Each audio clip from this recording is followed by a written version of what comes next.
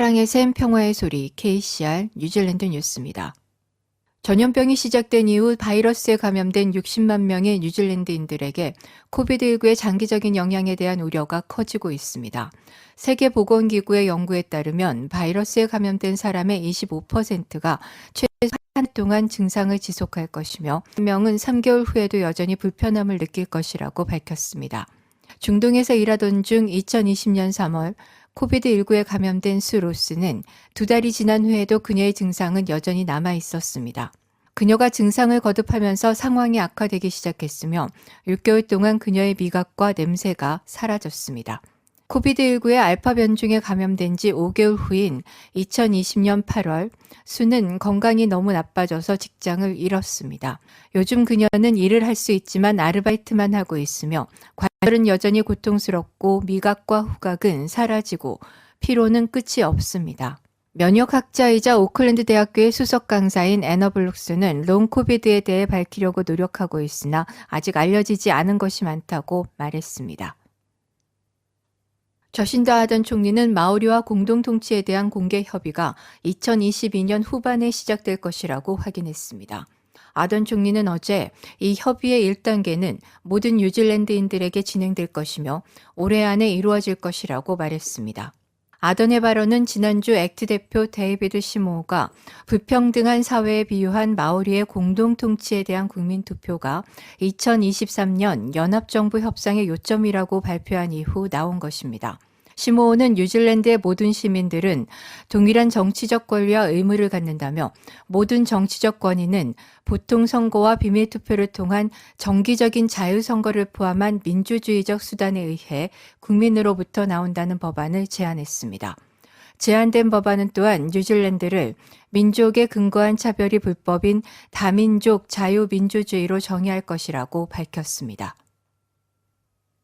국민당 제리 브라운리 의원은 아돈 총리가 태평양 지역에서 대면 활동 참여가 적은 이유로 코비드19를 인용한 것을 받아들이지 않았습니다.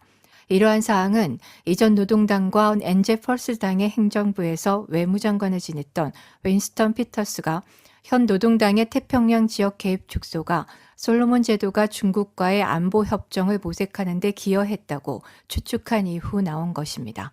피터스는 솔로몬 제도가 중국과 안보 협정을 협상하고 있다는 폭로 이후 정부가 태평양을 소홀히 하고 있다고 비난했습니다.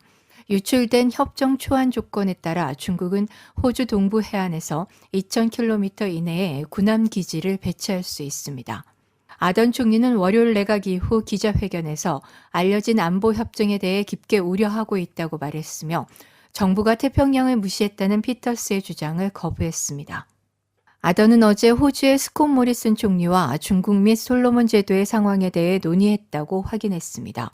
아던 총리는 기자들에게 호주와 뉴질랜드는 솔로몬 제도와 태평양의 군사화를 가중시킬 수 있는 솔로몬 제도의 중국과의 진행 중인 문제에 대해 공통된 우려를 갖고 있다고 밝혔습니다. 오클랜드 교통국 ATM 앤드류 맥길은 도시의 번잡한 도로에서 도로변 주차장을 없애자는 제안을 옹호하고 있습니다. 오클랜드 교통국 AT는 지난 월요일에 주차 전략 초안을 발표했습니다.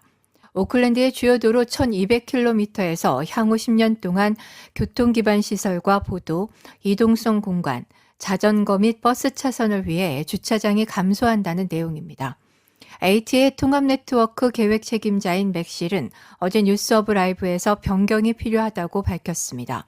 그는 수천 개의 주차 공간이 폐기될 수 있으나 오클랜드 거리의 대략 60만 개의 주차 공간 중 약 86%가 이러한 변경의 대상이 되지 않는다고 말했습니다. 이 수치에 근거한다면 오클랜드 거리에서 8만 4천 개의 주차장이 사라지게 됩니다. 교육부에 따르면 뉴질랜드 전체 학교 수의 88%인 약 2,200개의 학교에서 10만 명이 넘는 학생들이 이번 달에 재택학습을 했습니다. 학교 출석률은 지난 2월 초에는 약 90%였으나 3월 18일에는 67%였으며 최악의 날인 3월 11일에는 25만 명 이상의 어린이가 결석했습니다. 3월 7일에서 11일까지인 둘째 주 주간 출석률은 데사일 1과2에 속해 있는 학교에서 하루 50% 미만으로 떨어졌으며 베이 오브 플랜티와 와이아리키에서는 50%대였습니다. 타이라이티와 혹스베이의 3월 14일에서 18일까지인 셋째 주 주간 출석률은 56%에서 61%였습니다. 남섬에 있는 학교는 상황이 더 어렵습니다. 최근 10일 동안 코비드19 사례를 보고한 학교는 남섬은 78%, 북섬은 58%였습니다. AMI 보험이 뉴질랜드에서 가장 많이 도난당한 자동차 10대 목록을 발표했습니다. 1위는 마스다 데미오가 차지했습니다. 지난 3년 동안 도난 차량에 대해 AMI가 받은 12,000건의 보험 청구 중 마스다 데미오가 10%를 차지했습니다. 마스다 데미오는 뉴질랜드 전체 자동차 시장에서 1.5%만을 차지함에도 불구하고 가장 많은 보험 청구를 기록했습니다.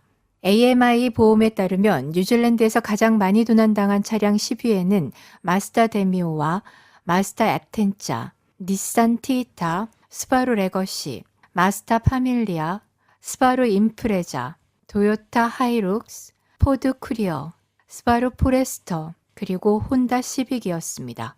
차량 절도 사건이 가장 많은 지역은 오클랜드가 4,489건이며 캔터베리가 2,074건으로 뒤를 이었습니다.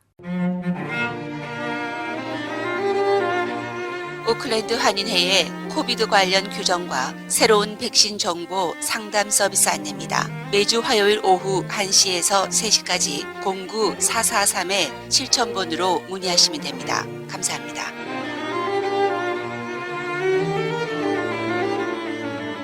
오늘의 환율 정보입니다. 뉴질랜드 달러화 대비 원화 기준 환율은 836원 92전, 한국에서 보낼 때 845원 28전, 한국에서 받을 때 828원 56전입니다.